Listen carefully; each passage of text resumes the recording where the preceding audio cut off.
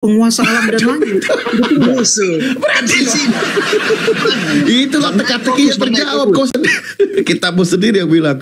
Berarti dalam nama Bapak Yusuf berarti ya? Anda tidak bisa fokus karena Anda loncat-loncat. Kenapa? Karena Anda loh, kan kok dituduh saya yang loncat. Kau sendiri yang kau Matius 28. Mau argumen supaya Anda menang sendiri gitu loh. Kami sudah mempelajari. Biar Anda menang, Bang Kenaik. Dalam kitab Anda dan kalah. Karena saya sesuai Bang, biar Anda menang nih. Saya kasih kesempatan Anda menang ya. Saya kasih kesempatan Anda ngomong. Saya tanya, dalam kitab Anda, dalam silsilahnya siapa nama bapaknya Yesus? Dijawab. Bapak itu tidak pernah ada satu manusia atau malaikat. Aku ajari dulu Bang Alif ya. Aku ajari dulu Bang Naik. Yang ditanya itu secara silsilah yang menjadi bapaknya Tuhan Yesus siapa loh? Silsilah loh. Tahu nggak silsilah? Silsilahnya kan kamu bisa cek di Matius sama Lukas itu kan jelas. Iya kan langsung bisa jawab. Masa nggak tahu? Satu dari keturunan secara darah, satu dari keturunan secara hukum. Iya, siapa? Secara silsilah. Secara silsilah yang diakui secara adat dan secara hukum. Siapa bapaknya Tuhan Yesus itu? Ya bacalah di Matius atau Lukas itu. Kenapa gak percaya diri dia? Tadi kau sendiri yang bawa ke situ. Bahkan itu dari Adam ke Allah itu. Mana sih kamu? Jadi nama bapaknya Yesus siapa? Tidak pernah ada yang melihat Bapa. Tuhan Yesus mengkonfirmasi itu. Enggak, berdasarkan silsilahnya, siapa nama bapaknya Yesus? Perjanjian lama berfirman. Enggak mau nyebut dia. Kenapa jadi oleng gini ya? Bukan, tidak ada pernah yang melihat Bapak. Oh ya udah, dijawab dong. Saya kasih kesempitan untuk Anda berbicara. Silakan, siapa nama bapaknya Yesus? Berdasarkan silsilahnya, gimana sih? Ya di situ kan tulisan Allah di kitab perjanjian. Gimana? Nah, itu di Lukas disebutkan siapa nama bapaknya Yesus. Kenapa jadi nggak pede? Tadi katanya dalam nama bapak. Siapa nama bapak? Ditanya kau nggak mau jujur. Dari keturunan secara darah, yang satu secara hukum. Pertanyaan saya siapa nama bapaknya? Kedua itu nyambung. Kenapa? Kalau diteliti betul-betul dianggap itu kayak semacam satu kesalahan. Tapi ketika diteliti lebih dalam, Alkitab tidak ada salah. Bahkan Alkitab sangat akurat. Ya iyalah, untuk Kristen akurat. Karena masih miring orangnya. Lanjut. Siapa nama bapaknya? Bahwa satu itu menjelaskan tentang keturunan melalui darah, yaitu dari Bunda Maria. Bukan itu. Namanya. Dua-duanya itu asli dari keturunan Yahuda. Keren kan? Keren. Jadi siapa nama bapaknya? Bisakah kamu begini? Oh, nama bapaknya keren. Sejelas.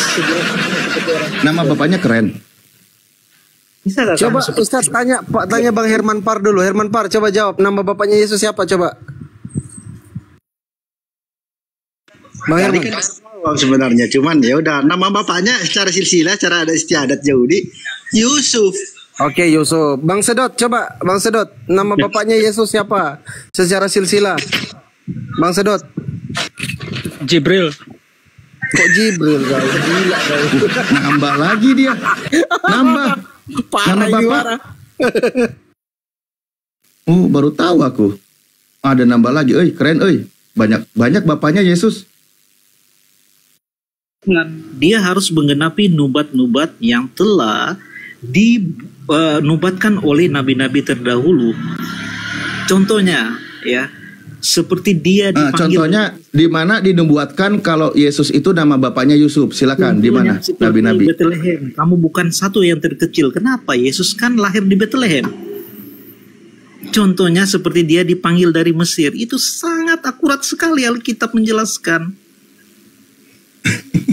Sangat akurat sekali. Ditanya aja gak mau jawab dia. Sejarah Romawi, bahkan sejarah bangsa yang nama bapaknya Yusuf kau belum jawab. Naik nama silsilah bapak Yesus. Di dalam siapa? Alkitab dikatakan ketika Santo Yusuf itu mau menceraikan Bunda Maria, tetapi malaikat mengatakan kepada dia ini supaya kenapa harus menggenapi bahwa dia itu garis keturunan secara hukum atau tradisi bangsa Yahudi. Jadi itu sangat clear. Gitu, Ya. Pak. Jadi siapa nama bapaknya? Wih, Maksud kamu bapak yang mana? Bapak yang kekal kah atau bapak keduniawan? ya terserah. Yang punya nama bapak itu siapa namanya? Ya, kalau kami mengetahui bahwa bapak yang ilahi itu atau sang Yang bapak ada itu, namanya bang, yang ada biar cepet kelar loh. Ah. yang ketika firman yang keluar daripada sang bapak itu tidak ada manusia yang mengetahuinya.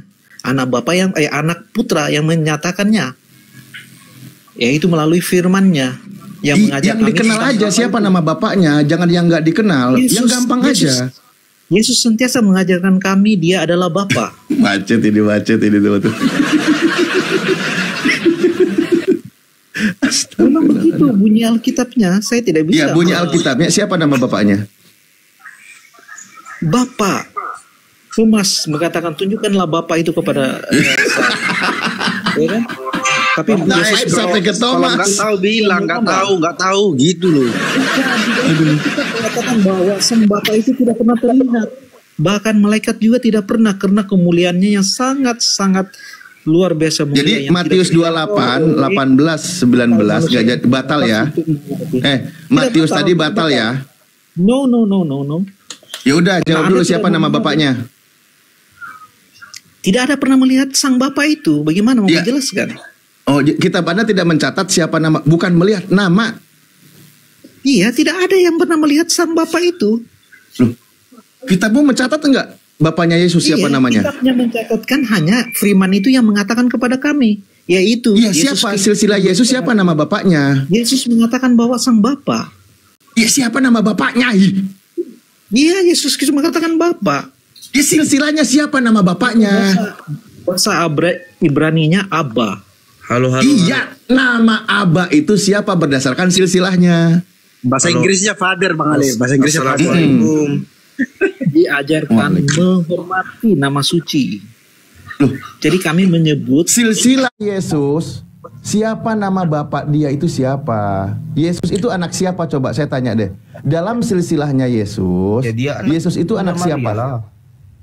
di Bahasa dalam Sundanya Abah Bang. Apa Sundanya Abah? Sebentar ini bang Bendera ini Kristen atau Muslim agamanya nih bang? Islam. Assalamualaikum Oh iya, warahmatullahi makasih. wabarakatuh. Waalaikumsalam warahmatullahi wabarakatuh. Lanjut. Ini saya bantu tampilkan aja ya. Mungkin teman-teman belum menemukan datanya, gini aja deh nih. Ini ada silsilah Yesus. Kitabmu lengkap loh. Kenapa kamu nggak pede atau saya bantu pengajaran ya? Saya baca nih.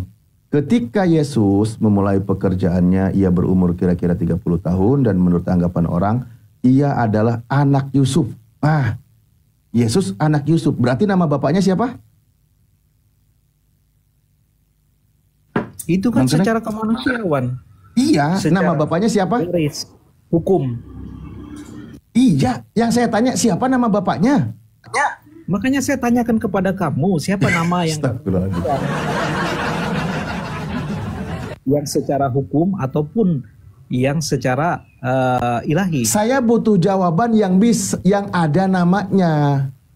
Karena Yesus mempunyai dua Dewi Nutua, Dua yaitu bapak. kemanusiaan dan ilahi. Ya udah. Iya, Yesusnya. Nah, bapaknya itu siapa namanya berdasarkan silsilahnya?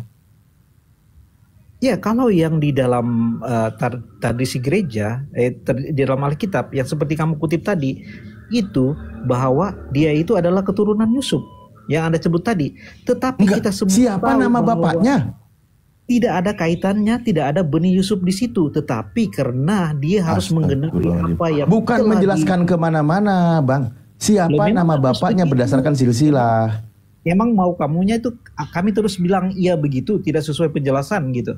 Karena kami memahami Alkitab kami, makanya kami pede. Ya makanya ketika Anda paham dijawab siapa nama bapaknya berdasarkan silsilah. Gimana Saya sih? sudah mengatakan bahwa nama Siapa? Bapa ya yang ilahi itu tidak pernah ada yang melihat sang Bapa. Bapa Yang kita bisa ada lihat. namanya berdasarkan silsilah, ribet kali Itu hidupmu. adalah roh. Kalau yang berdasarkan silsilah itu ya Yusuf. Yusuf Ya udah. anak Eli itu. Nah, berarti nama bapaknya Yesus siapa? Yusuf anak Eli itu. Ya Maunya kamu sudah, itu. Yusuf nama bapaknya itu. Dari tadi kenapa nggak mau jawab? Loh, di dalam Alkitab kan ada benih ilahi. Hah? Jadi nama bapaknya Yesus adalah? Yesus itu lahir tanpa benih laki-laki. Enggak ngomongin benih-benih, enggak. Nama bapaknya Yesus adalah? Oh, memang itu kenyataannya di dalam Alkitab. Ya udah, enggak apa-apa. Nama bapaknya Yesus jadi adalah? Udah, kenapa harus kamu berdebat? Kalau sudah terima aja lah kamu kan. Iya, jadi kesimpulannya nama bapaknya Yesus siapa? Ya, nama kemanusiaannya atau menurut tradisi orang Yahudi itu ya Bab Yusufnya Eli, karena waktu Ya sudah, itu Yusuf. Bunda Maria Jawab jujur dong. Santo Yusuf. Jadi yang ketika masih belum diketahui siapa nama bapaknya Yesus, ada silsilahnya ternyata di Lukas 3 bahwa nama bapaknya adalah Yusuf. Siapa Yusuf? Seorang tukang kayu gitu. Oke? Nah, selesai. Coba dari tadi jawab gitu, Bang. Nggak lama-lama kita muter. Kasihan yang beli kuota, Bang, habis. Terus maunya gimana lagi? Ya itu yang tertulis di Alkitab. Kan kita nggak bisa nambah-nambah. Iya, baru satu. Nah, nama Roh Kudus siapa?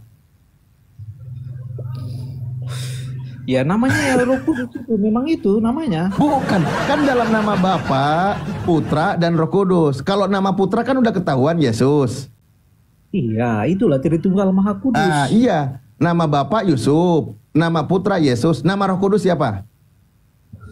Nama Roh Kudus itu ya Tritunggal Maha Kudus. Kok jadi Tritunggal? Nama Roh Kudus, Roh Suci, siapa namanya? Ya memang namanya Roh Kudus, Roh kebenaran. Bukan dong, itu kan gelar sih. Masa namanya Roh gimana sih? Bang Alif, aku mau izin dulu, mau nanya dulu sama Pak Ya. Naid ini. Pak Naid lulus SMA kan Pak Naid? Maaf ya.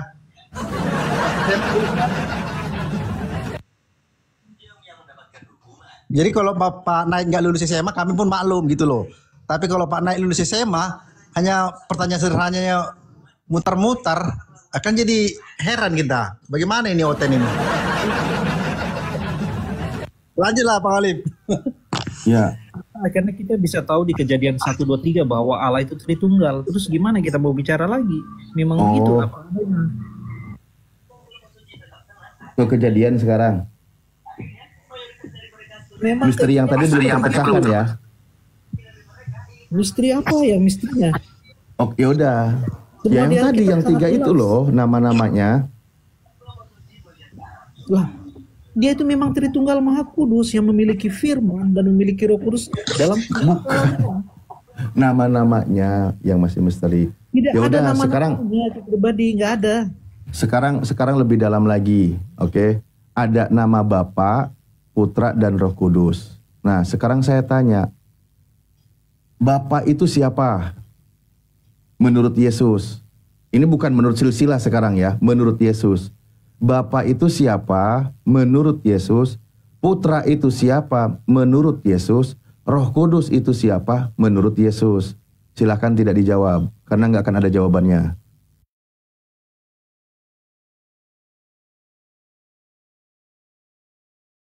Sangat jelas di dalam Alkitab mengatakan bahwa Sang Bapa yang memiliki firman dan memiliki Roh Kudus itu, dan Sang Firman itu telah menjadi manusia yang telah mengajar para murid-muridnya, terutamanya para rasul, 12 rasul itu, supaya apa yang diinginkan oleh Bapa itu diajarkan oleh firman-Nya kepada manusia. Terus setelah Udah naik ke surga, dipersilakan jangan dijawab, masih aja bunyi. Ujung-ujungnya ngelantur kan? bukan mengalantur itu yang tertulis dalam Alkitab. Kata Yesus, Bapa itu adalah Tuhan langit dan bumi, satu-satunya Tuhan. Kata Yesus. Betul Kata sekali. Yesus, siapa putra itu? Yesus. Yesus itu utusan Tuhan. Betul sekali. Nah, iya. Bukan Iya. ketiganya Tuhan. Tidak, kamu salah. Loh, tadi kau benarkan kata Yesus yang saya sebutkan. Bapa tidak itu baca. satu-satunya Tuhan. Kata Kamu Yesus. baca di Yohanes 1 ayat 14, di Filipi 2 Ya, ayat satu lagi sekarang. 7. Di situ dikatakan bahwa dia yang dalam rupa Allah tidak menganggap Itu kesetaraan. kata Yesus atau bukan? Yohanes 1:14 kata Yesus atau bukan? Itu kan kata Rasul Yohanes yang tercinta kami. Yang saya tanya kata Yesus. Murid langsung Tuhan Yesus. Iya, Apakah Yesusnya perlu bilangnya di dipercaya? mana? Layak dipercaya karena itu muridnya Tuhan Yesus langsung. ajarannya Aku bilang langsung mendingan dari gak usah kita. dijawab karena nggak ada jawaban. Kalaupun Bukan ada tidak ada jawabannya akan mendobrak doktrin imannya kekristenan. Karena ajaran Tritunggal bukan ajaran Yesus, bukan ajaran yang tertulis di dalam kitab, bukan. Itu ajaran yang baru diterapkan dan dikenalkan di abad kedua. Rumusannya sampai selesainya di abad keempat. Konsep Tritunggal Tertullian yang membuatnya, bukan Yesus. Oke, saya tanya kepada kamu yang pikirannya seperti gini ya.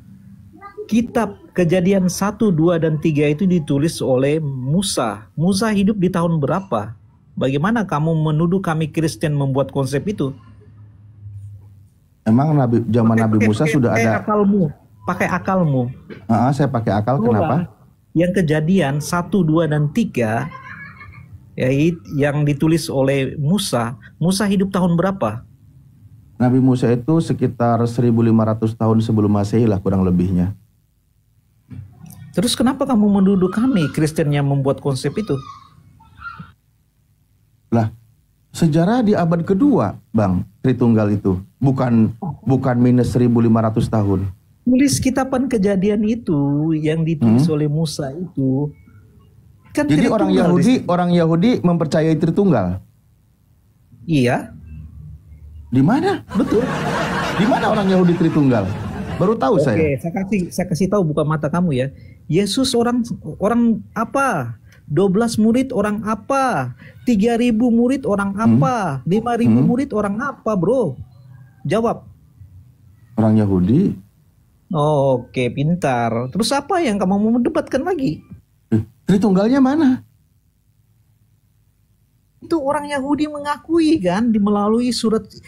Lihat, Matius itu siapa? Matius itu orang Yahudi. Yang saya tanya, di mana Yahudi mengimani konsep Tritunggal itu di mana? Putra dan Roh Kudus itu tulisan Rasul Matius. Ini itu ditanya ke kanan, jawab ke atas. Ditanya ke kiri, jawab ke bawah. Kamu bilang orang Yahudi mana yang percaya? Saya buktikan itu orang Yahudi asli. Karena Kristen itu lahir daripada bangsa Yahudi. Gimana sih? Oh, kamu? jadi di Israel itu yang 2% ke bawah yang Kristen itu Yahudi asli.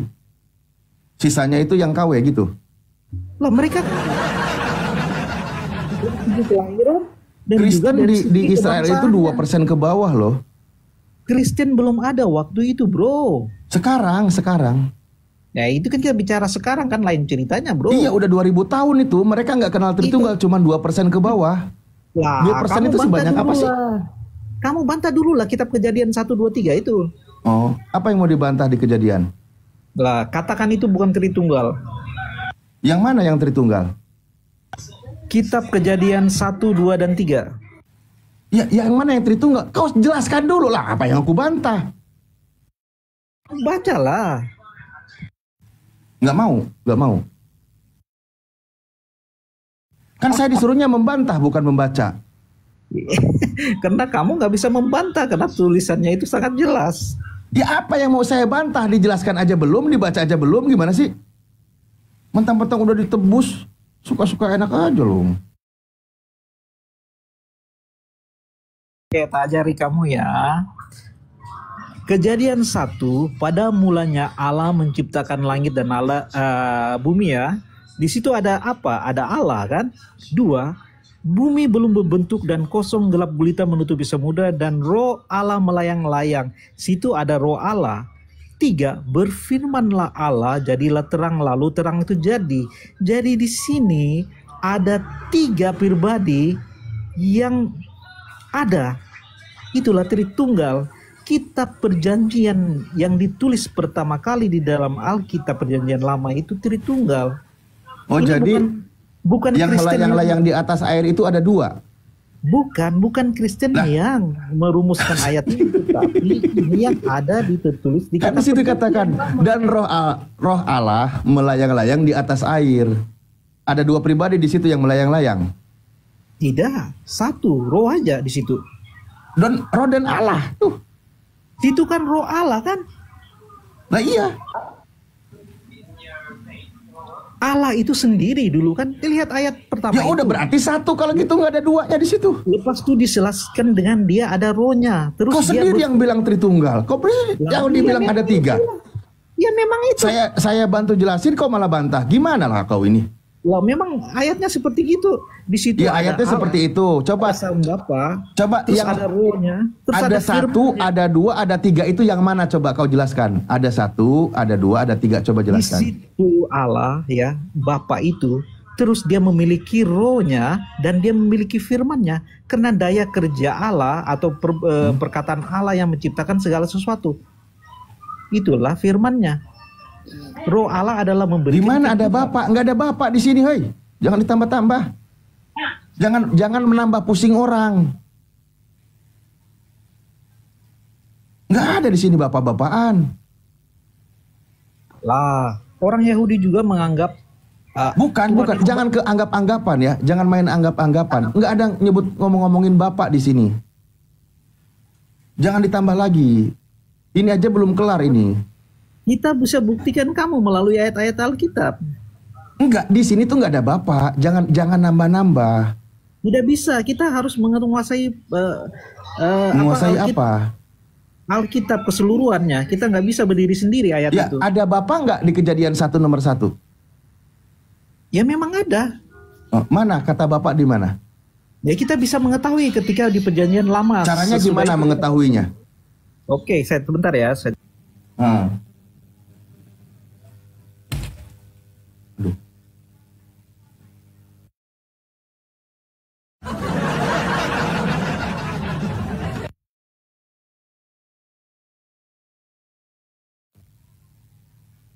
Apa diedit dulu?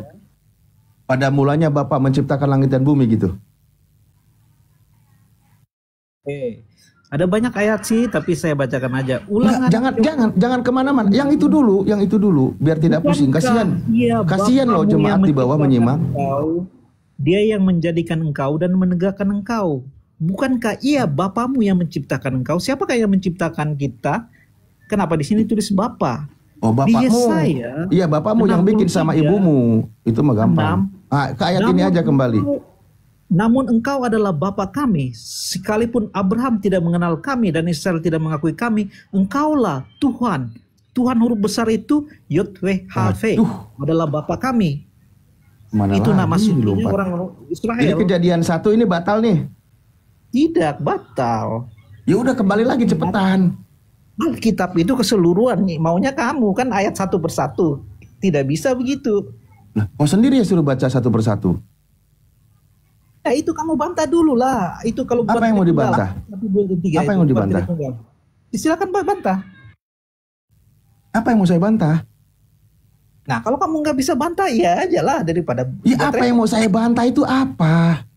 Ya terima kasih karena kamu nggak bisa bantah. Oke? Ya Thank terima you, kasih karena nggak ada yang bisa dibantah. Oke. Heeh.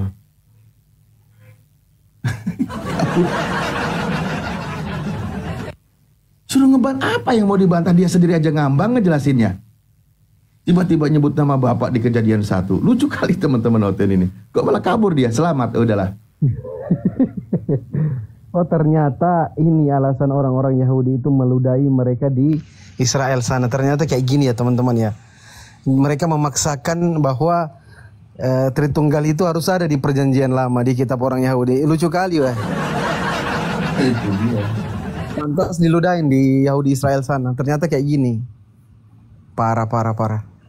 Ayo, ada lagi teman-teman Kristen yang berkenan untuk dididik, dilatih biar pintar, biar jangan menyembah manusia. Ayo.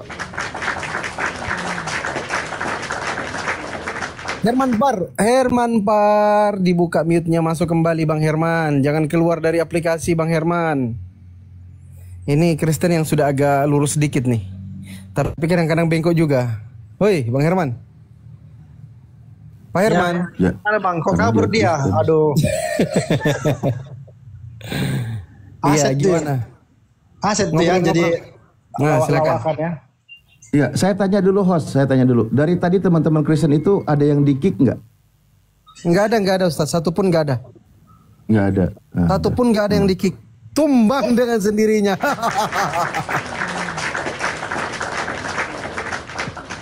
Memprihatinkan ya gitu ya.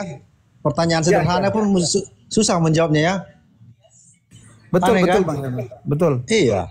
Kalau Bapak secara hukumnya dia malu-malu menjawab, kan repot. Gimana kayak gitu? Kalau bapaknya secara rohani, maksudnya bapak yang maha kuasa yang masih dia nggak tahu, ya bilang aja, aku nggak tahu namanya. Simple kan? Kenapa? Iya, dari tadi suruh jujur aja susah loh. Iya. Menjelaskan Tritunggal dia aja nggak ngerti apa itu Tritunggal. Itu oke. Gimana Bang Alif mau apa ya kan? Mau murtadin ya kan? Otennya kayak gitu.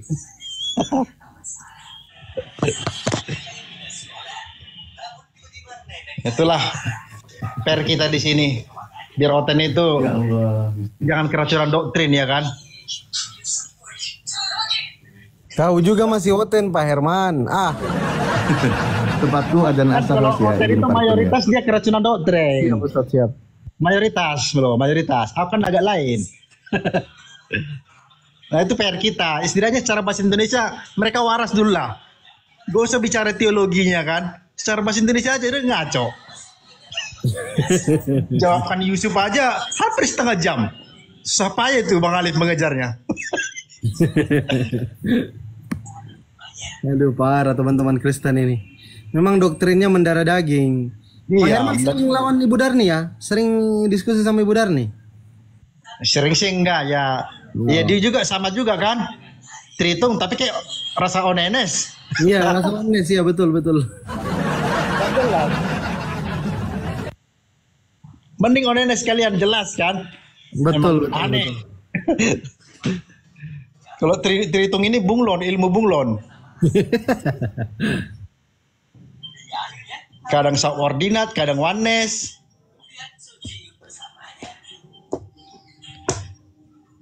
Bisa mereka nyaman kayak gitu ya, menjelaskan sesuatu yang mereka sendiri nggak paham. Tritunggal itu pendeta aja nanti ujung-ujungnya bilang itu misteri ilahi, nggak ada manusia. Ya, akhirnya kan gitu. Jadi ngapain menjelaskan kan? Nggak ngerti aku Tritunggal itu. Udah, gak usah dibawa ke sini.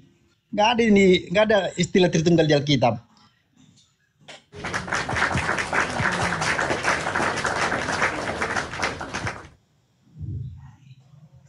Kok bisa gitu ya? Mereka paksakan konsep yang tidak ada, tapi jadi ada di dalam Bible. Dengan mengkait-kaitkan segala macam perjanjian lama pun dikaitkan sampai Yesus ada, sampai Tritunggal itu muncul. Kentara kali ke apa ya? Ke oonan apa ya teman-teman Kristen tunjukkan ini. Ya itulah. Padahal udah susah payah loh. Om Martin Luther berjuang kan. Sola scriptura katanya gitu kan. Iya betul. Artinya jangan dikait lagi dengan doktrin-doktrin itu. Yesus saja kan Bang. Yesus saja waktu ahli Taurat bertanya ya kan. Guru katanya sama Yesus kan. Apa yang harus kulakukan supaya aku beroleh hidup kekal? Apa kata Yesus? Apa yang kamu tahu dari hukum Taurat? Apa yang kamu baca di sana katanya gitu kan? Apa yang kamu baca katanya? Bukan apa kata imam besar. Bukan gitu pertanyaan Yesus. Apa yang kamu baca di sana? Jadi sekolah skriptura yang digaungkan Martin Luther itu diucapkan Yesus juga. Yesus juga sering menjawab apa itu kan atau pertanyaan itu ada tertulis kan gitu. Ada tertulis. Sekolah skriptura. Oh kan ini kan enggak. Dengan kepalanya. Menyedihkan ya. Iya akhirnya kelihatan konyol kan ketika menjelaskan Tritunggal. Iya konyol. Menjawab Yusuf, bapaknya Yesus adalah Yusuf aja susah sekali. Kalau siapa bapak yang mengutus Yesus memang mayoritas Kristen nggak tahu atau nggak berani menjawab antara itu. Kalau aku kan langsung jelas Yahweh, gue bilang ilah Israel. Kalau Kristen saya mayoritas mereka nggak berani menyebut itu, apalagi yang Tritung. Kalau yang onenes kan dibilang Yahweh itu Yesus, Yesus itu Yahweh, Yesus itu Roh Kudus, semuanya di blender ya kan? Itu onenes. Semuanya jadi Tuhan. Iya. Jadi mereka menyebut nama Yahweh itu. Tapi kalau Tritung, kayaknya mereka takut-takut. Entah apa yang mengganjal. Mungkin takut mereka Tritung mereka jadi berantakan, itu kurasa alasannya. Jadi kan kalau Bapak itu siapa nggak bisa dikenalkan, Yesus ini utusan siapa kan jadi nggak jelas kan? Betul, betul, betul. Jadi rapuh iman Kristennya. Lah Yesus ini utusan siapa? Emang yang mengutusnya itu sepenting itu kah? Kan gitu harusnya pertanyaan kan? Siapa dia yang mengutus ini? Kenapa kami harus menerima sosok yang diutus ini sebagai juru selamat? Itu kan harus tanda tanya. Nah kalau saya kan udah jelas. Sang Bapa itu udah ilahnya Israel. Namanya ada Yahweh. Kita lafalkan secara global Yahweh. Nah bagaimana mengenali Yahweh? Kenalilah firman-Nya. Bagaimana sabdanya? Itulah dia. Bagaimana bentuknya itu nggak penting. Nah jadi jelas. Pondasi imanku itu kuat. Nah tapi kalau oten kebanyakan rapuh. Makanya dia ngotot akhirnya bahwa Tuhannya adalah Allah. Sama dengan Muslim. Disuruh syahadat tak mau. Kan bingung.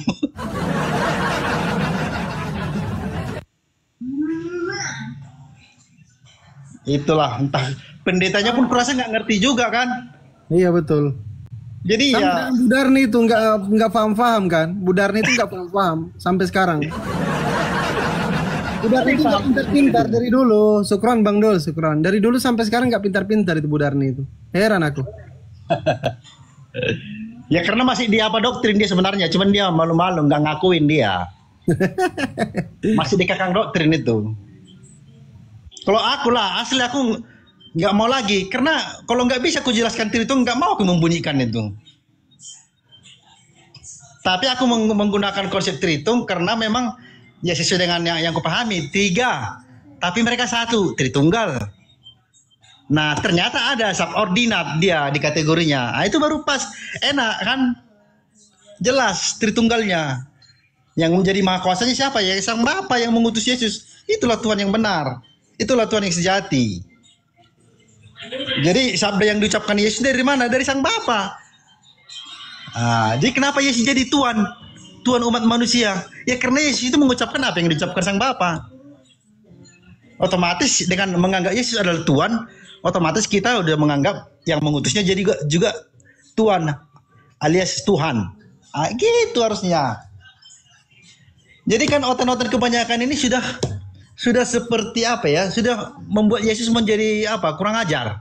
Yesus tidak mau maka malah oten-otennya ngotot. Yesus, kau yang maha kuasa, kau lah Bapa itu. Kan marah Yesus. Berarti ya betul lah itu pembuat kejahatan itu berarti kan?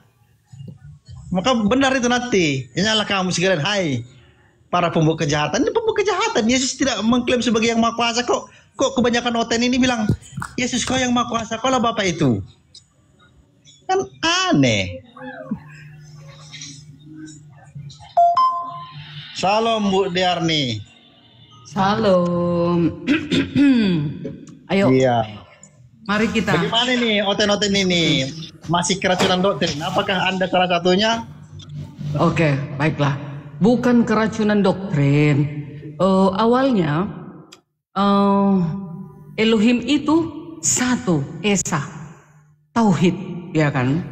Lalu di dalam Alkitab Perjanjian Lama, di sana ada dia diterangkan mengenai tentang siapa Elohim itu. Elohim itu dia mempunyai Roh Kudus dan mempunyai firman. Nah, itu dia di Perjanjian Lama, Kejadian 1 ayat 1-3. Lalu bagaimana supaya umat manusia itu tidak bingung? Ya? Lalu diajarkanlah, diterangkanlah oleh bapak-bapak gereja bahwasanya Elohim itu terdiri dari Bapa, Yesus dan Roh Kudus. Itu bukan 3 Elohimnya, 1 tetap. Tapi Elohim itu menyatakan diri di dalam Bapa, Yesus dan Roh Kudus. Makanya bekerjalah ini di bumi. Begitu. Masa itu aja repot? Gampang kan? Apa yang salah di situ? Cuma kan gak semua orang ibaratnya seperti Elia Maron pandai menerangkan bagaimana keberadaan Tritunggal, seperti Agatha atau si yang lain-lain yang pakar-pakar Pak Bom-Bom. Kayak tadi itu aku tadi Kristen, dia sudah memang benar itu, dia udah Tritunggal. Cuman nggak sehebat Pak Bom-Bom kami menerangkan bagaimana Tritunggal itu konsepnya, bagaimana kita mengenal. Jadi Tritunggal itu kealahan salah. Elohim kami itu bukan mengenal berapa Elohim kami, tidak. Tapi bagaimana keberadaan Elohim itu? Diterangkanlah seperti itu oleh bapak-bapak gereja, maka disahkanlah, dikanonlah. Begitu serempak loh, semua Kristen harus serempak. Nah gitu, dulu kan Tritunggalnya semuanya. Terus ada yang pecah, ada yang oneness, ada yang duin apa ini, ada ini gitu. Begitulah manusia, nama juga manusia. Banyak di bumi ini, bermiliar-miliar. Jadi awalnya Bu Darni masing-masing gitu. Bu Darni yang baik dan cantik. Yes, ya. Awalnya nggak ada itu Tritunggal, monoteisnya awalnya kan, Judaism Iya, kan, nggak ada. akarnya kan. Iya, Elohimnya awalnya, Elohim. Ehad. Satu. Iya, satu. Itu udah titik berangkatnya. Nah, iya. tapi kan dalam mengurus manusia ini, yang Maha Kuasa ini nggak bisa turun langsung. Itu berisiko buat manusia. Nah kan apa solusinya kemudian kan gitu. Manusia ini harus tahu ada penciptanya, harus tahu bagaimana mereka hidup sesuai dengan keinginan yang Maha Kuasa. Solusinya kan dihadirkanlah namanya Yesus, anak tunggalnya yang menjadi juru selamat manusia. Nah, akhirnya kan mengenali Yahweh ini berarti kita harus mengenali Yesus juga. Nah, jadi yang Maha Kuasa Elohim tetap satu itu, yang mengutusnya itu. Betul. Nah, tapi dalam pelaksanaannya yang Maha Kuasa ini harus melibatkan anak tunggalnya. Dan iya, akhirnya ada rohnya. Setelah Yesus ada naik, Roh Kudusnya juga. Roh Kudusnya pun ada. Nah, Roh Kudusnya di sini dijelaskan. Nah, ini dijelaskan.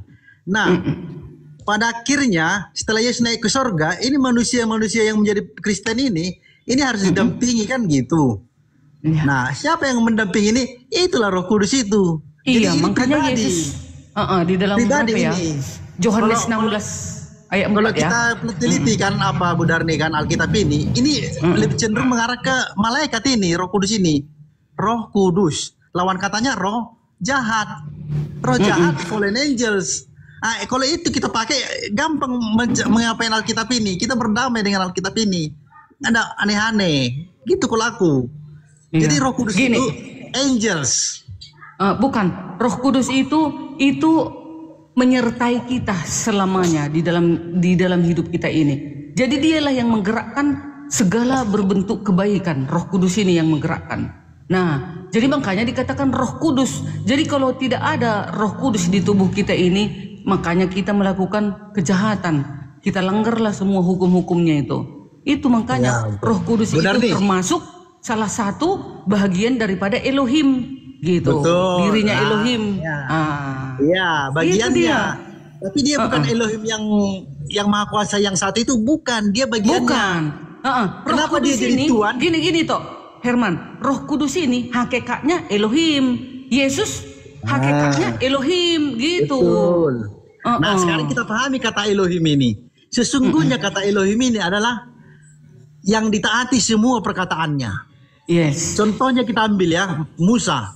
Waktu Musa diutus ke Firaun, ginilah pernyataan dari Yang Maha Kuasa. Kamu akan menjadi Elohim bagi Firaun. Artinya apapun yang dikatakan Musa, baik itu menyakitkan bagi Firaun, Firaun harus tunduk. Kalau tidak, dia yang kerasial. Dan itu yang terjadi kan? Kata Iya, Musa, kalian semua orang Mesir, kasih kalian emas kalian sama orang Israel. Kan karena orang itu waktu dulu dibudaki di Mesir kan nggak digaji sesuai dengan seharusnya. Jadi gitulah perintah kan itu memberatkan, tapi harus diikuti. Kalau enggak mereka sial. Dan akhirnya mereka menurutin itu karena daripada kena panah-panah apa kan, kutukan yang lain-lain. Nah, itu dia makna kata Elohim itu. Nah, makanya Iya. di Yohanes 17 ayat 3, Yesus berkata apa? Mengenal Elohim sejati, mengenal Elohim yang sejati itulah hidup kekal, dan mengenal Yesus Kristus yang engkau utus. Engkau Nah, utus. jadi yang sejati itu maksudnya yaitu sang Bapa itu. Karena hikmat yang dimiliki Musa, hikmat yang dimiliki Yesus Kristus itu berasal dari sang Bapa. Iya. Jadi gini toh, aku itulah dulu. Esa itu. Kenapa Jadi dibilang? itu Esa Tuhannya. Iya, sebentar toh. Jadi kenapa dikatakan Yesus utusan? Iya dong, diutus dia. Dia kan dirinya Elohim, firman Elohim yang menjadi manusia. Tadinya kan Elohim itu sendirinya untuk juru selamat, untuk menebus kita. Ayatnya di dalam Yesaya banyak Ya, itu ya. harusnya dia sendiri. Aku adalah Elohim penebusmu kan katanya. Ya, Aku betul. adalah Elohim juru selamatmu. Kenapa Yesus yang turun? Ya diturunkanlah Yesus karena dia datang sebagai manusia. Itulah dirinya Elohim, menjadi manusia firman-Nya. Itulah Yesuslah yang menebus manusia ini dari kutuk dosa itu. Gitu. Nah, pertanyaanku kemudian, Bu Darni, apakah Yesus itu Elohim Bapa sendiri? Ya, nanti kembali setelah ke surga, setelah dia kembali ke asalnya, dengar dulu. Makanya nanti yang menghakimi dunia kan yang nyata itu. Elohim kita itu kan tak kelihatan. Dia tak terhampiri. Elohim kita itu roh, tak kelihatan. Kalau kita melihat Elohim itu, kita akan binasa. Nah, kenapa saya mengatakan siapa nanti Yesus ini? Setelah dia nanti sudah kembali kepada asalnya, dia kembali kepada Elohim itu, maka dia nanti akan menghakimi dunia. Kan akan datang lagi menghakimi dunia. Kalau itu nggak ada perdebatan kita, Bu Darni yang baik dan cantik. Pertanyaan kemudian, apakah Yesus ini sang Bapa sendiri? Ya, akhirnya nanti dia yang kita disitulah lihat. Sisi oneness-nya Anda. Disitulah sisi oneness-nya Anda. Nah itu nggak ada di Alkitab. Kalau kita baca Alkitab, makanya oneness seperti itu. Oneness dengan Tritunggal mau kusatukan. Gitu dia. Karena sebenarnya nggak boleh itu berantem. Hanya kesalahan di oneness. Aku nggak setuju dengan mereka. Masa Elohim yang tersalib, masa Elohim yang terbunuh. Sedangkan di dalam memang Elohimnya itu. Itulah yang aku tolak. Tapi bukan Elohim yang sama apa? Iya, dia firman yang menjadi manusia, menjadi itu gelar sebenarnya, Bu Darni, kalau kita baca di Alkitab itu sebenarnya gelar bagi Yesus. Dan satu-satunya yang berhak menyandang gelar itu cuma Yesus. Ya, itu muncul di Yohanes 1:1, muncul lagi di Wahyu 19. Waktu Yesus nanti datang ke dunia ini, itu gelar dia, the Devar Hashem, sang firman Yahweh. Itu gelarnya dia, tapi dia bukan Yahweh sendiri. Dengar itu. Anak tunggalnya dia. Herman, gini ya, di dalam Yesaya 25 ayat 9, pada waktu itu orang akan berkata, sesungguhnya inilah Elohim kita yang kita nanti-nantikan supaya kita diselamatkan. Inilah Tuhan yang kita nanti-nantikan. Marilah kita bersorak-sorak. Siapa yang dinanti-nantikan orang Yahudi ini? Itulah Elohim itu, itulah Yesus itu, yang nyata itu, yang akan kita lihat. Semua kekuasaan nanti kepada Yesuslah itu semua, karena dia yang kelihatan. Dia juga Elohim. Itu. Nah, pernyataanmu tadi bukannya aku setuju. Elohim yang nyata, Yesus. Yang nyata. Elohim sang Bapa. Nah itu. Herman, cas dulu kita, cas. Oke. Jangan kau keluar dari Yesus ya. Jangan kau tinggalkan Yesus, Herman. Ya enggak mau. Jangan. Tenaga Bang Alip dan si Pandias. Jangan ada yang meninggalkan Yesus. Saya setuju. Kau setan dari hadapanku. Saya setuju. Jangan ada yang meninggalkan Yesus. Saya setuju itu. Saya setuju ya. Jangan ada. Jangankan meninggalkannya, membencinya, mengutuk pun jangan, teman-teman ya. Jangan, itu nggak boleh. Betul nggak, Bu Darni? Betul. Iya. Nah, betul.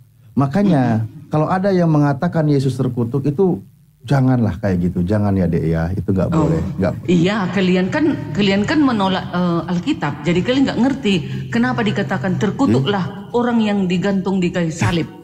Di perjanjian lama yang terkutuk di kayu salib itu orang-orang penjahat yang melakukan kejahatan. Tetapi Yesus tidak ada melakukan kejahatan. Kenapa dia disalib? Dia mengorbankan dirinya. Bayangkan itu, kekuasaannya bumi ini. Dia datang langsung gacor. Bayangkan. Itu. Langsung gacor dia Bu. Kayak mana? Oke, pelan-pelan Bu Darni ya, pelan-pelan. Katanya tadi Yesus tidak bersalah. Oke? Yesus tidak ada kesalahan. Maka tidak boleh mengutuk Yesus, betul? Betul.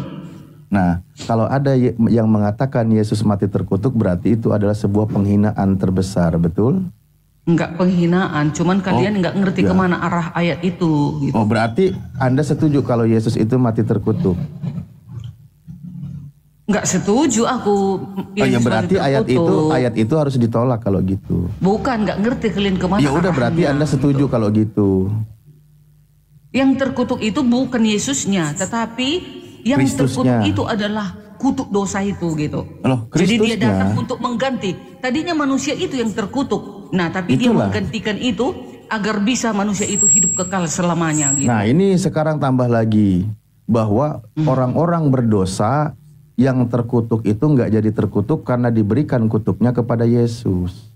Ibaratkan begini, di Indonesia ini banyak orang yang punya hutang, mangkrak, hutangnya ditimpakan kepada satu orang. Kan gitu. Nah iya. Nah, jadi satu orang yang tidak pernah ngutang dijadikan sebagai manusia yang paling berhutang. Nah, itu konsep Kristen. Itulah namanya kurban. Makanya kami sekarang itu bukan nggak kurban, pernah lagi itu kami namanya memotong-motong hewan. menumbalkan. Kurban cuma sekali dengan darah yang suci itu cukup sekali. Ya kembali lagi. Jadi makanya nggak tadi, perlu lagi kami motong-motong kurban setiap tahun. Kalau kami mengatakan ketika dia itu manusia mulia tidak bersalah, maka janganlah mengutuk dia. Karena dia itu orang baik, orang yang tidak bersalah, maka dia itu selayaknya manusia yang mulia. Yes. Biarkanlah kita yang berdosa ini menanggung dosa kita sendiri. Memohon ampun kepada Tuhan agar dosa kita diampuni oleh Tuhan. Begitu. Kalau kita melakukan dosa, tiba-tiba dosanya diberikan kepada yang tidak bersalah, dijadikan manusia yang terkutuk, itu namanya menumbalkan orang yang tidak bersalah. Itulah saking sayangnya Tuhan Bukan, Yesus saking itu errornya. kepada manusia. Saking Dia rela errornya. mengorbankan dirinya, mati di tiang salib untuk menebus manusia dari dosa, kutuk dosa itu. Harusnya kan kita manusia ini kan mati lalu dibuang langsung ke api neraka. Tapi karena Yesus ada, jadi kutuk itu kan mati kekal itu jadinya dan dibuang Yesusnya ke neraka, yang dibuang ke neraka jadi putus. jadinya kalau Enggak Kristen. dong. Enggak. Kan tadi dikatakan dosanya Elohim, Yesus yang aku adalah nanggung. penebusmu. Elohim Ya, berkata iya. kok, akulah Ya penebusmu contoh, katanya. kasih contoh, ada penjahat, ya ada 10 penjahat nih. Dia Lain mestinya itu nanti dihukum kan. arahnya udah beda itu ke situ, Abang Ali. Bukan, ini udah contoh, lain nanti bukan. maknanya ke situ. Enggak Contoh, beda. ada 10 penjahat melakukan kejahatan. Maka di pengadilan dia itu mau dihukum penjara. Tapi ada satu orang baik yang tidak bersalah menggantikan penjahat itu. Dialah yang dipenjara. Yesus ini menggantikan orang-orang berdosa yang dihukum. Yesus penggantinya kalau gitu, yang di neraka. Karena dia yang nanggung hukumannya. Kan gitu. Iya kan? Jadi dikatakan juga, dan karena kehendaknya inilah kita telah dikuduskan satu kali untuk selamanya oleh persembahan tubuh Kristus. Kata Ada siapa? ayatnya. Kata siapa itu? Ada ayatnya, kata Ibrani. Iya, siapa yang bilang? Ibrani, tulisan Paulus. Paulus. Saya bilang, itulah kenapa orang Kristen itu rasulnya Paulus yang menuhankan Yesus, yang ditumbalkan. Yesaya, ini Yesaya, Nabi. Dengar, Yesaya 1 ayat 10. Untuk apa itu korbanmu yang banyak-banyak? Firman Tuhan, aku sudah jemu akan korban-korban jantan dan akan lemak dari anak lembu gemukan. Darah lembu jantan dan domba-domba dan kambing jantan tidak kusukai. Kata Elohim, ini Yesaya, ini Nabi Yesaya. Nabi Yesaya serupa perkataannya dengan Paulus. Jadi turun sejak itu. Di dalam Yesaya itu di perjanjian lama sebentarlah di perjanjian lama kan setiap orang melakukan dosa potong kurban, potong kambing, potong ini, begitu banyak ribuan miliaran manusia nggak cukup kurban-kurban itu, maka digenapi Yesus tak perlu lagi kurban-kurban itu, cukup sekali untuk penyelamatan penghapus dosa melalui darah Yesus yang suci. Itu menurut Paulus, menurut sejarah mulai dari perjanjian lama selalu ada kurban. Lah kan tadi perjanjian lama hewan yang dikorbankan. Iya, tapi kan kata Elohim, aku jijik nengok korban-korbanmu itu. Nggak perlu lagi aku korbanmu itu. Kan katanya. Apalagi mengorbankan manusia. Tidak, memang sudah seperti itu. Tuhan Dia sangat murka karena pengorbanan manusia itu kepada dewa-dewa. Bukan kepada Elohim.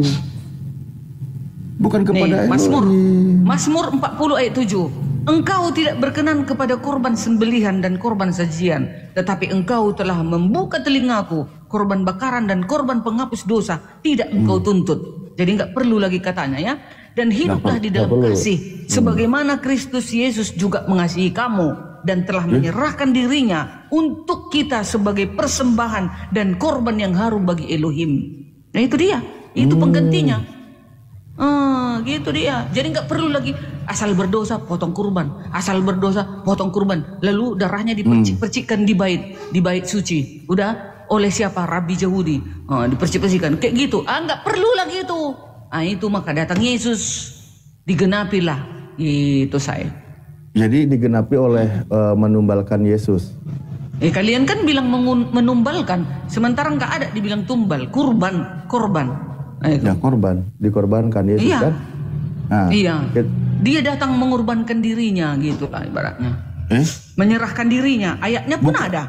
Bukan menyerahkan, ditangkap akibat dari membocorkannya Yudas. Dia menyerahkan, emangnya bukan nggak bisa dihabisi Yesus itu semuanya itu? Sedangkan dia kelak di akhir zaman akan datang menghakimi dunia. Yohanes 9 ayat 39. Aku akan datang ke dunia untuk menghakimi. Kecil lah dia tentara Romawi itu. Sekali hembus telinga orang aja dipotong murid-muridnya, diambilnya kembali, disambungnya pada saat itu. Iya. Bukan iya, bisa dihabisinya semua tentara Romawi itu. Iya. Itu versi dongengnya, versi faktanya bukan Yesus dongeng, lah yang ada dalilnya. Iya, versi faktanya versi faktanya Yesus yang digantung oleh tentara Romawi. Versi dongengnya Yesus bisa meniup tentara Romawi, kan gitu. Ya bukan, maksudku kalian tadi bilang iya kan? mengapa ini. Yesus kenapa berdiam diri, menyerahkan dirinya? Bukan nggak bisa dia melawan semua tentara Romawi itu. Makanya angin ribut aja yang sudah kencangnya minta ampun bisa didiamkannya. Orang mati aja bisa dihidupkannya. Orang yang buta aja bisa dibukakan matanya. Orang yang pendarahan 16 tahun aja bisa berhenti darahnya. Apalagi menghabisi tentara Romawi. Kecil bagi Yesus. Tapi itu dijalani untuk menggenapi nubuatan para nabi. Itu. Apalagi dibunuh tentara Romawi. Hal paling mudah itu kan. Iya, gampang menghabisi tentara Romawi itu oleh Yesus. Enggak, dihabisi tentara Romawi. Bu, itu harus dijalani. Itu kan penggenapan nubuatan. Iya, makanya aku bilang tadi. Menyembuhkan orang pendarahan bisa, menghentikan angin ribut bisa. Jangan itu, dibunuh tentara Romawi pun bisa kok. Iya, dibunuh tentara Romawi untuk menggenapi nubuatan.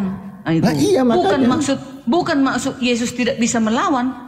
Kan apa kata Yesus kepada murid-muridnya ya, kan waktu tadi dipotong? bisa bilangnya aku bilang. Jangankan itu, dibunuh tentara Romawi pun bisa. Apalagi yang mau diperumit? Bukan, kan Bang Alif bilang mana mungkin Yesus menyerahkan diri, dia melarikan diri, kan itu kalian bilang selalu. Sekarang itu kalian gombar-gombarkan. Ya udah saya ikutin aja. Nggak ngerti kalian karena kalian anti Alkitab. Ya saya ikutin kalian aja maunya Bu Darni. Iya saya ikutin maunya Bu Darni loh. Jangankan tadi dibunuh tentara Romawi pun bisa. Udahlah. Kayak mana lagi aku mesti ngomong? Apanya udah? Kalian kan mengobrak-abrik Alkitab. Sama dengan Galatia 1 ayat 7. Gimana diikutin kok malah jadi kebingungan sendiri. Ayatnya juga ada. Kalian entah dari mana kalian ambil karangan itu. Kalian karangan sendiri. Tak punya data kalian. Karangan apa? Kalian baca Alkitab kami, baru kalian karang-karang obrak-abrik Alkitab ini. Makanya dikatakan kalianlah guru-guru palsu itu, kata Yesus. Berhati-hatilah kepada guru-guru palsu. Itu kalianlah itu. Oh, udah loncat lagi. Berhatilah terhadap guru-guru palsu. Udah jelas Injil. Injil itu tentang penyaliban Yesus, kematian Yesus, bangkit kembali. Datang sebentar. Mana ada Yesus disalib? Kalian bilang. Saya tanya dulu. Injil itu kabar baik atau kabar buruk artinya? Iya, dikatakan di situ kabar baik tentang kedatangan Yesus. Dan sekarang kabar baik tentang penyelamatan manusia. Saya tanya, penyaliban itu kabar baik kabar buruk? Kabar baiklah untuk kami umat. Jadi orang yang dibantai digantung di kayu salib itu kabar baik? Bukan seperti itu datanya, bukan begitu maknanya. Lah kan makanya saya tanya, salib penyaliban terhadap penyaliban. Saya menolak penyaliban betul, tapi saya menerima Yesusnya, gimana sih? Berarti kalau kalian menolak penyaliban berarti kalian guru-guru palsu. Loh. Iya dong. Penyaliban itu kan hukum Romawi. Saya nggak mau ngikutin Romawi. Iya, Kak, penyaliban ada datanya. Oh ya udah, berarti gini aja kalau gitu. Yesus. Kenapa kalian menolaknya? Saya versi Yahudi, Bu Darni versi Romawi. Udah biar kita ada clear versi Yahudi kalian. Kalian itu datang di abad ke-7. Sementara kan ini Bu Darni maunya salib versi Romawi kan. Bu Darni kan yang mau barusan. Coba dulu, pikirkan dulu Bang Alif. Bu Darni yang mau Yesus disalib. Kalian datang Selisihnya 600 tahun. Iya, Baru itu datang yang kalian, penyaliban baru nongol. itu. Nggak ada disalib Yesus, nggak ada dibunuh Yesus. Dari mana datanya? Ini Bu Darni Apa dikejar yang kalian terus, contek diikutin. gitu? Padahal saya itu ngejar mau ngikutin dia, tapi ditolak terus. Ini gimana? Gimana lah Bu Darni ini? Bunyi terus. Kok udah bilang, ya sudah kan. Kadang Kok gondok aku penyaliban tengok kalian, itu kan bangsa Romawi, kan gitu. Nah, Bu Bang Darni kan menjadikan sebagai berkat. Mana Ya kan? Hukum terhina, terendah, hukum yang paling hina dina yang dilakukan oleh bangsa Romawi itu adalah berkat bagi Kristen. Ya kan? Bang Alip. Apalagi? Aku makanya aku heran lah sama Bu kalian Darni ya. ini mau Dengar dulu. diikutin juga. Dengar dulu, di dalam Alkitab Kristen banyak kali data yang mencatat tentang penyaliban Yesus. Ada sekitar 40 ini. Ada banyak yang disalib itu, kalian betul. datang, bayangkan ini sudah eksis 600 tahun di abad pertama sampai abad keberapa? Ke abad ke-6. Sudah ini tercatat. Sudah banyak orang Kristen mempelajarinya. Tiba-tiba abad ke-7 datang mengobrak-abrik isi Alkitab ini. Waduh. Dari hadapanku, Enggak Yesus mengobrak-abrik Bu Darni. Iya dong. Islam datang di abad ke-7 itu justru mengenalkan ini loh Kristen yang menuhankan orang yang digantung di kayu salib sebagai pengganti dari Nabi Isa. Itu silakan loh. Bu Darni ini gimana sih? Tunggu dulu, yang paling lucunya lagi. Berarti kalau di abad ke-7 ada Isa yang lain, di bawah pohon korma lahir. Sementara di abad ke-1 semakin diikutin semakin dijauhin saya ini. Kayak mana lah Bu Darni ini? Aduh. Bukan, aku mau kubawa dulu kalian tentang sejarah Mau kemana? Yesus ini. Kan sejarah Yesus ini di Kristen, di dalam Alkitab sudah bagus tersusun rapi, dibawa-bawa ke gereja. Kami pelajari tentang Ya kalau nggak kelahiran disusun Yesus. rapi nanti wartawannya nggak lolos Bu Darni. Datang teman-teman di abad ke-7. Dengan sesuka hatinya, apalagi di Indonesia karena kami itu mayoritas minoritas Kristen. Suka-suka hati kalian lah. Tuhan kalian yang tergantung di kayu salib, tidak berkolor, tidak ini segala macam. Aduh, Makanya nih saya baca ya, ini menarik ini. Ini seorang debater Kristen yo. Saya rasa dia sering hadir loh. Bentar ya. Aduh, sebentar ya, saya buka dulu data. Ini menarik juga nih. Bu Darni ini kadang-kadang nih, saya buka data ya, bentar ya. Ini karena dia bilang nih. Ini siapa namanya? apa? Pendeta Budi Azali. Budi Azali yang suaranya yang gitu-gitu. Tuh. Apa katanya? Raja Apanya yang dia? telanjang. Maksudnya dia yang nulis ini. Iya. Dia Saya yang buka. nulis ini, raja yang telanjang. Iya. Aduh, Ayo. luar biasa. Yang bilang dia telanjang siapa? Kristen atau Muslim? Ya, kalau memang si Rudi Azali itu. Ayo. Ini ada nih. Ya, aku belum ini, tahu. ini ada. Belum tahu aku nyatanya itu. Benar atau enggak dia itu. Ya ini nama ininya Juni. Golgota Ministry. Aku kadang kalian aku mencurigakan, bisa aja kalian pretelin itu. Kalian buat karya kayak contoh jangan yang tunggu gitu. dulu. Aku aja sering kalian tipu-tipu. Terguncang dia. Aku aja kalian tipu, contoh. Nanti kalian undang aku di room, lalu kalian bikin di YouTube. Bu Darni, pendeta Advent sudah mau meninggalkan Yesus. Di YouTube lah itu, aku tengok itu. Aku ya mang orang ini. Diundang aku datang. Ini ada alamatnya nih, ini ada mau alamatnya. ditaruh YouTube. Gitulah kalian, entah pun ini seperti itu. Terus mestinya kabar dari gimana? mana Bu itu. Darni seorang muslimah gitu maunya? Enggak lah. Ya udah, makanya udah nggak usah protes. Kalian tunjukkan videoku aja. Ya itu kan YouTube, ini bukan YouTube. Jadi yang bilang telanjang siapa? Ya nggak tahu aku entah dia atau enggak itu. Ini namanya. Memang dia. Ini Pendeta namanya. Budi Azali, MDiv. Dialah yang pernah melawan Bang Juma itu kan, yang suaranya bongor itu. Loh, jangan diserang loh, dia pendeta gimana sih? Kalau di hadapanku itu udah habislah aku sembur itu. Kacau. Ya artinya Berarti dia Kristen bukan sendiri. Kristen.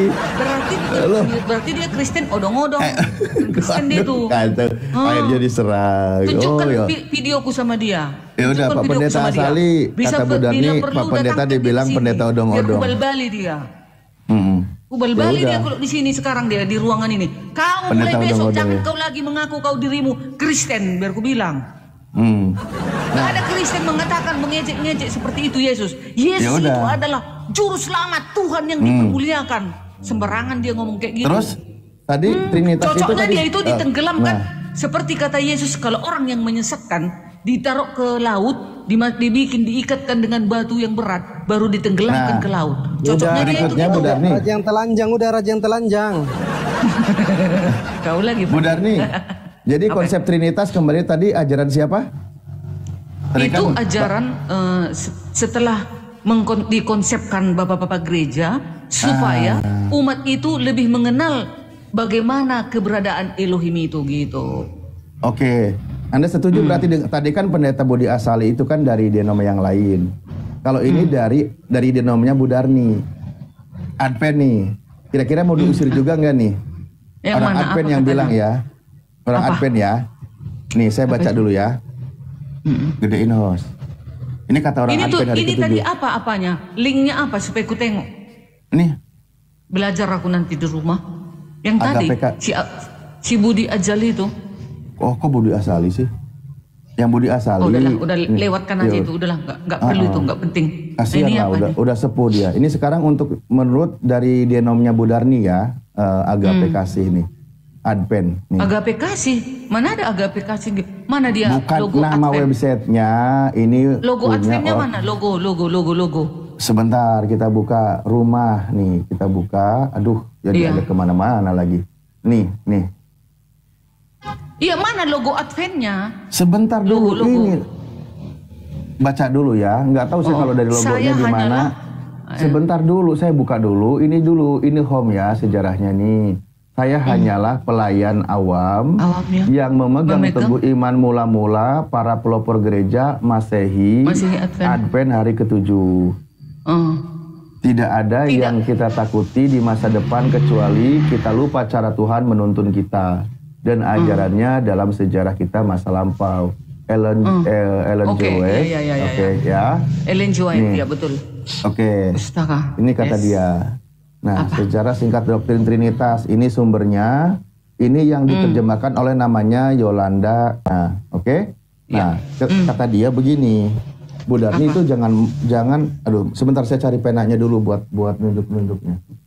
Nah, ini. Dia katakan Trinitas adalah kata Latin yang berasal dari istilah Platonik trias yang berarti tiga. Kata ini hanya berdasarkan filsafat manusia, bukan berdasarkan konsep Alkitab, betul? Betul. Oke, berikutnya Terus? diperkenalkan oleh Tertullianus di abad kedua Masehi, ini, ya kan? Seorang penyembah berhala. Yang Ya. Yang kemudian menjadi seorang filsuf dari salah satu bapak gereja, dari bapak gereja Katolik, oke? Yang pada abad ketiga mengajarkan tentang ilmu ketuhanan.